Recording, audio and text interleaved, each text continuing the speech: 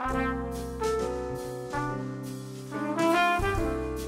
problem with Steve is you want to make sure he's the last soloist when you're on a gig and you're making the rounds of the solos, because you don't want to follow him, because he's the best soloist of the whole group. The bass player is the best soloist.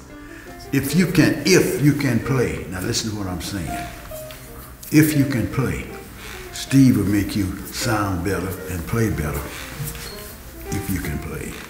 As a singer, I know that it is the most comforting feeling when you know that Steve is in the band. He's kind of keeps it all completely together, and that's a very good, comforting kind of feeling. I do not remember the first time I heard or played with him, but I played with him for many years in all kind of different situations, and every single time that I do, I'm always just super excited. He's a wonderful musician. Not only that, he pays attention. He's a good listener. And that, as far as I'm concerned, is one of the important things that musicians do, is listen to each other and work off of each other and play music together. Steve and I have done a lot of fun gigs. We've done some that maybe we didn't talk to each other for about 6 months afterwards, but anyway, he's one of my favorite people in town, and also I enjoy what he brings to the gig every time he plays. The first time I ever played with him, I said, this cat can play. I would listen to him down at the Farmer's Market. We were playing down there one Saturday, and I would just listen to him. This cat can play. He got a nice touch. He knows what he's doing.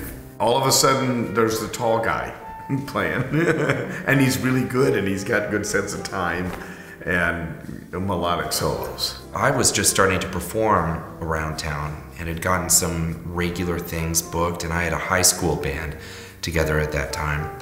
And they bailed on me because they got busy with school things, and I was freaking out. So I called Roxy Copeland at the time, who was still in Des Moines, and she said, you should talk to Steve Charlston, he's coming back. And so I called Steve and tried to sound as old as possible. I was about 15 years old, and booked him for 7 or 8 things right in a row, because I was afraid once he met me and realized I was so young, he wouldn't want to work with me. He really could play with anybody that I've ever heard. I know he could go step in and be the bass player for anybody I've ever heard, and no one would flinch. They'd be like, dang, good bass player.